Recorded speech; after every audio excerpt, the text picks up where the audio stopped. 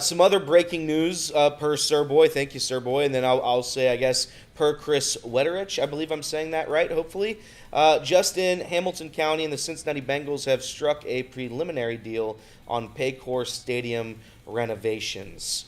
Statement from Commissioner Denise Driehaus, quote, "Never before has the NFL invested in our public asset, and never before have the Bengals invested so much," Driehaus said in a statement, quote, "This marks a fresh, forward-looking approach to negotiating a new lease." Team-funded parts in Phase 1 include the East and West Club Lounge renovations, the renovation of suites at all stadium levels, concession improvements, and certain stadium beautification improvements. The county-funded aspects, at least as of now in Phase 1, include East and West Club vertical transportation improvements, electric power and code upgrades, elevator refurbishment, suite seats, suite glazing, jungle vision control room. So a lot of the nuts and bolts of the stadium will be handled by the county in this proposal. So seems like really, really good news. Has the date of June 30th as the goal for the final comprehensive agreement for the renovations and everything else that has to be done for the stadium, for the Bengals to stay here for the long term. So very, very important steps.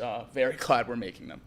I like that whole setup downtown Cincinnati, so I'm actually glad that they are working as hard as they are to keep it where it's located. Obviously, wherever, if they did build a brand new stadium elsewhere, it would be a badass stadium, and there's no doubt about it. But I do think there's a lot to be said about the location of where the current one is right now, especially in conjunction with where it is next to Great American Ballpark and the way that they've built that entire, line down there. So either way, I'm glad that they're working to keep that in Cincinnati.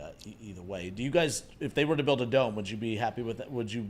No, not a dome. I'd have to quit work because I'd be down there protesting the entire time. I'd build an establishment in the concrete lot where they'd tear down the stadium to build the dome, and I'd camp there to stop it from happening. It'd be like, nah, I'm not gonna. Would you be like that one guy and just sit on your roof until? No, I would sit in the construction site. I'm not letting this happen. I will not be an innocent bystander and let football in the outdoors go to die. Well, I sit on the top of Paycor's, I can get on that. So to be fair, I mean, the dome would bring in, it would be the pseudo Heritage Bank Center, whatever that place is called. So you'd be able to get, the concerts. You'd be able to get your Final Four. You'd be able to do whatever you want.